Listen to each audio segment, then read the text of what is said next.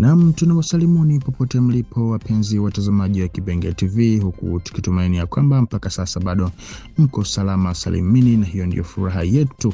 Na basi tuwakaribisheni kwa mara nyingine tena kusikiliza awamu hii ya matangazo ya habari za matukio ya kila siku, kwa wale ambao wanazidi kutengeneza vichwa vya habari katika mashariki mwa Jamhuri ya Kidemokrasia ya Kongo, katika upande wa kiusalama na hata wa kisiasa pia.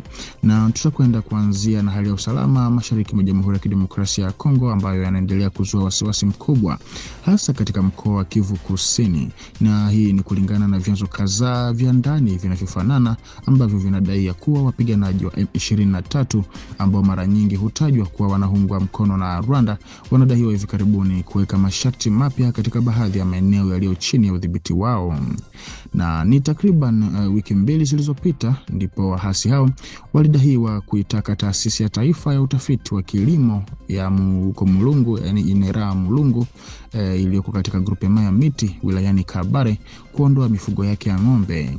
Hatua hiyo ilielezwa kuwa inalenga kuwapa nafasi ya kutumia wao wenyewe eneo hilo muhimu la kilimo.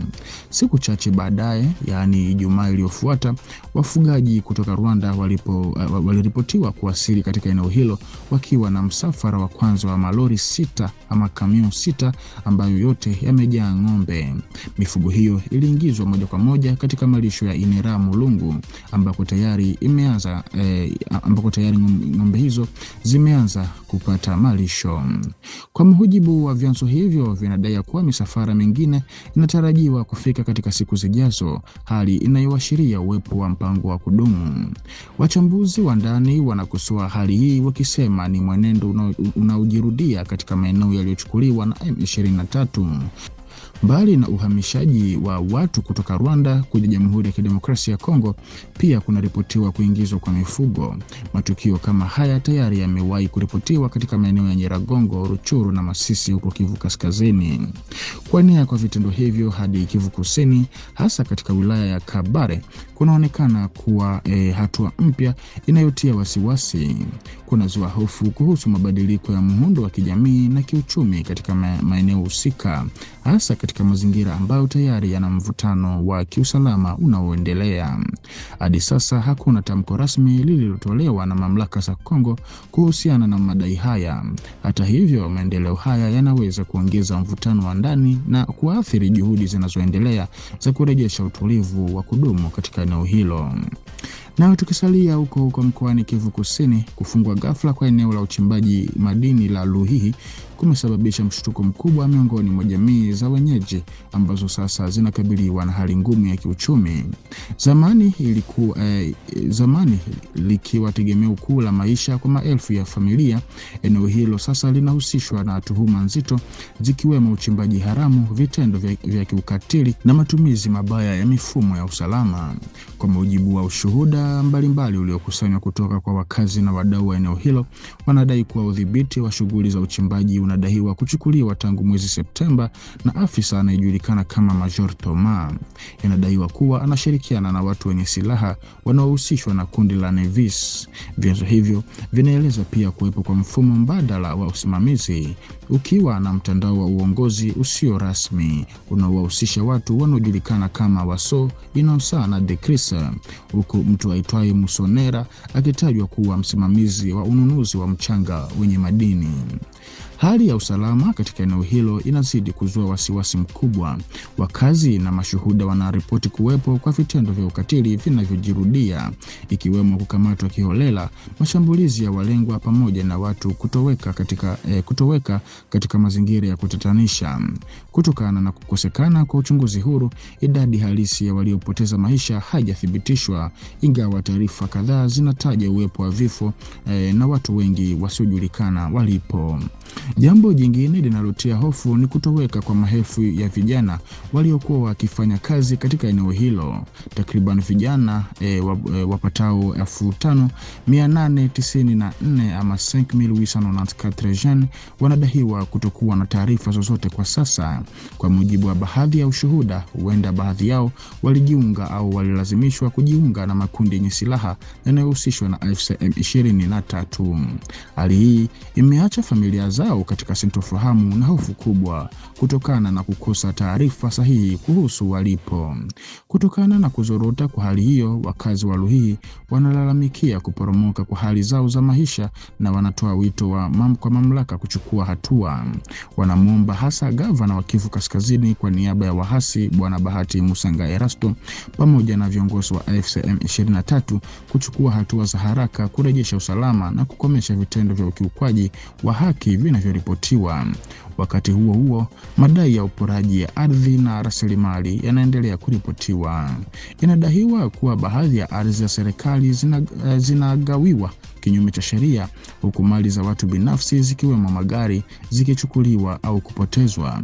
Baadhi ya wadau wa ndani pia wanakosoa ukimya wa taasisi husika, hasa Wizara ya Madini, wakieleza kuwa kuna vikwazo vinavyokwamisha hatua madhubuti kuchukuliwa.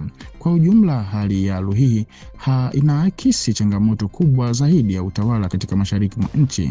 Kupungua kwa nguvu ya dola, kuongezeka kwa makundi yenye silaha na matumizi kiholela ya rasilimali za asili vinaendelea kuwa kikwazo kwa wananchi kuona mabadiliko chanya licha ya ahadi za mara kwa mara za mageuzi. Na tukijielekeza huko mkoani Kivu Kaskazini ambako kuna ripotiwa ugunduzi wa makaburi ya halaiki ama foskomine katika eneo la Lubero. Taarifa hiyo imezidi kuongeza huzuni katika mazingira ambayo tayari yameathiriwa na miezi kadhaa ya ghasia. Siku chache baada ya kujiondoa kwa wahasi wa AFC M23, kundi la kujilinda la wapiganaji wa Zalendo linaloitwa Front Populaire pour la Libération du Congo FPLC linasema limegundua maeneo kadhaa ya maziko ya siri katika maeneo yaliyokuwa yakishikiliwa hivi karibuni. Katika barua iliyotolewa hadharani, kundi hilo la FPLC linaeleza kuwa wapiganaji wake waliokuwa wakisonga mbele kwenye muhimili ama akse ya Kipese na Lunyansenge waligundua makaburi 5 ya halaiki ama foskomine katika kijiji cha Kasisi. Kulingana na waraka huo, makaburi hayo yamegawanyika katika maeneo mawili yaliyokuwa vituo vya zamani vya wahasi hao, ambapo mawili yako kwenye eneo la kwanza na matatu kwenye eneo la pili. Kutokana na uzito wa tukio hili, kundi hilo linatoa wito wa tahadhari kubwa, likionya dhidi ya kuguswa kwa maeneo hayo bila usimamizi wa kitaalamu. Linasisitiza haja ya kupelekwa haraka kwa wataalamu huru watakaoweza kulinda maeneo hayo na kufanya uchunguzi wa kitabibu na kisayansi. Lengo kuu, linaeleza, ni kubaini idadi kamili ya waathiriwa na ikiwezekana kutambua utambulisho wao. Taarifa hizi zinaendana na tahadhari zilizokuwa zikitolewa awali na mashirika ya kutetea haki za binadamu. Katika kipindi cha uvamizi, mashirika hayo yaliripoti visa vya watu kupotea kwa lazima, kukamatwa kiholela pamoja na mauaji ya raia bila kufuata sheria katika maeneo mbalimbali ya wilayani Lubero. Hadi sasa hakuna majibu rasmi yaliyotolewa na mamlaka za kiraia au kijeshi za eneo hilo licha ya majaribio ya kuwasiliana nao. Ukimya huu unakuja wakati ambapo msimamizi wa kijeshi wa Lubero alikuwa ametangaza hivi karibuni kuwa uchunguzi utaanza juu ya ukiukaji wa haki uliofanywa wakati wa uvamizi wa wahasi kwa lengo la kubaini wahusika. Wakati baadhi ya maeneo yakianza kurejea katika hali ya utulivu, ugunduzi wa makaburi haya ya halaiki ama foskomine unafufua majeraha ya zamani miongoni mwa wakazi. Pia unaonyesha umuhimu wa haraka wa kuwepo kwa mchakato wa haki ulio wazi na wa kuaminika, ambao ni msingi muhimu katika kurejesha imani ya wananchi na kujenga amani ya kudumu katika eneo hili la Kivu Kaskazini. Na kwa taarifa hii, mpenzi mtazamaji wa Kibenge TV, ndiko ambako tunakwenda kuhitimisha awamu hii ya matangazo ya habari za matukio ya kila siku, na basi tunakusihi ubaki sambamba nasi hapa kwenye channel yetu ili uzidi kupata habari moto kutoka kwetu. Basi tukutane kwa majaliwa. Asante.